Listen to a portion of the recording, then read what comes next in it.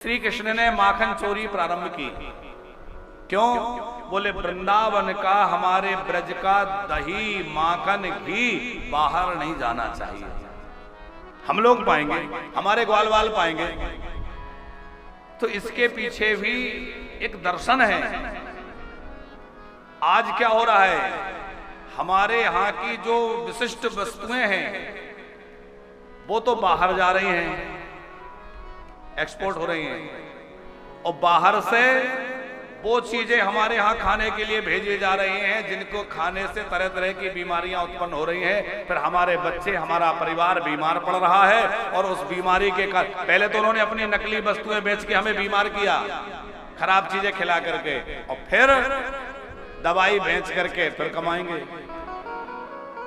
तो भैया, हम अपने देश में उत्पन्न होने वाला अनाज, दूध, दही, घी, मक्खन, ये सब खाएं और स्वस्थ रहें, तो हमें ना ज्यादा बीमारियां घेरेंगी और ना ज्यादा परेशानी होगी, हम लोगों का जीवन स्वस्थ रहेगा। पर हमने गाय की महिमा, गाय के दूध, दही, माखन की महिमा को समझना बंद कर दिया।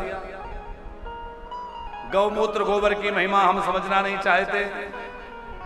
अभी एक गौशाला में रिसर्च हुआ, तो उन्होंने एक रिसर्च किया, बोले जो मोबाइल से किरणें निकलती हैं, रेडिएशन निकलते हैं, वो हमारे लिए बहुत ज़्यादा खतरनाक होते हैं स्वास्थ्य की दृष्टि से, मस्तिष्क के लिए भी और हृदय के लिए भी।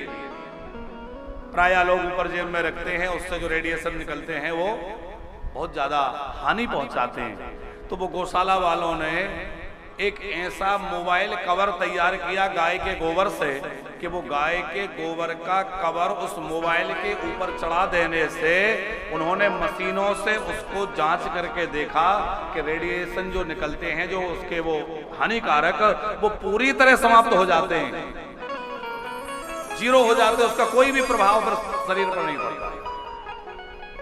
तो जिस गाय के गोबर में इतनी सामर्थ्य है कि वो मोबाइल से निकलने वाली जो दुष्किरणें हैं, जो दुष्प्रभाव करने वाली तरंगें हैं, उनको रोक सकता है, जो गाय का गोबर, गौमूत्र इतना सामर्थ्यशाली है कि बड़े बड़े बीमारियों को मिटा सकता है, घर में उत्पन्न होने वाले तमाम जो बैक्टीरिया हैं उनको नष्ट कर सकता है।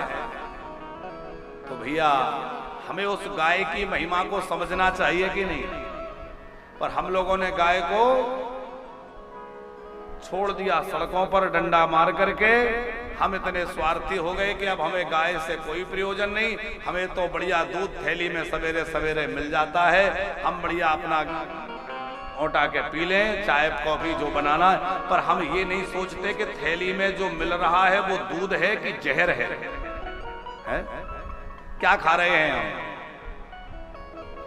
हम लोग इतने बनावटी होते जा रहे हैं कि ताजा अन्न छोड़ करके और सड़ा बुसा बासा अन्न। अरे विदेशों की तो मजबूरी है कि वहां ताजा अन्न उपलब्ध नहीं होता, वो बेचारे कई दिनों का रखा खाते हैं। हमारे शास्त्री जी जाते हैं भ्रमण के लिए, तो आप देख के आते होंगे, पश्चिमी देशों में ताजा भोजन की व्यवस्था नहीं है, वो बेचारे मजबूर हैं कि कई दिनों का रखा हुआ जो है उसको फ्रिज व्रिज में रख करके जाने कैसे कैसे खाते हैं। पर हम लोगों ने, अब उनकी तो मजबूरी है, हमने फैशन बना लिया। बड़ी विचित्र स्थितियां हैं। खैर, हम लोग लाला की लीला में चले, हमारे कहने से बहुत ज्यादा कुछ सुधरने वाला तो नहीं है। पर हाँ, हम सोचते हैं थोड़े लोग भी जाग जाएं और थोड़े लोगों में भी कुछ क्रांति आ जाए, तो भैया देखो, राष्ट्र की रक्षा बहुत जरूरी है। क्योंकि राष्ट्र नहीं बचेगा, हमारे राष्ट्र की समृद्धि नहीं बढ़ेगी, हमारे राष्ट्र में स्वास्थ्य और शिक्षा नहीं बढ़ेगी, तो राष्ट्र की उन्नति कैसे होगी? और राष्ट्र की उन्नति नहीं होगी तो हमारी उन्नति भी कोई मायने नहीं रखती। किसी की व्यक्तिगत कोई उन्नति कोई मायने नहीं रखती जब तक उसके राष्ट्र की उन्नति ना हो। हमारे लिए सबसे ऊंचा धर्म यदि कोई है तो वो राष्ट्र धर्म है। हम राज धर्म और राष्ट्र धर्म को सर्वोपरि मानते हैं, और हर हृदय में राष्ट्र प्रेम होना चाहिए कि कैसे हमारे भारत को हम समृद्ध बनाएं। शिक्षा के क्षेत्र में, चिकित्सा के क्षेत्र में क्या हम अपनी भूमिका अदा कर सकते हैं, और किस प्रकार अपने देश के जो है आगे बढ़ने में सहयोग कर सकते हैं।